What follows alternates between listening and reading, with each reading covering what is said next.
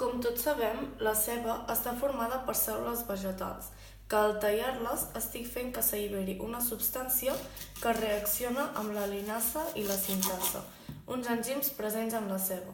Com a conseqüència d'aquesta reacció, es forma un gas que s'expandeix ràpidament i entra en contacte amb l'aigua dels ulls. Aquesta reacció produeix àcid sulfúric, que com a qualsevol àcid crea irritació.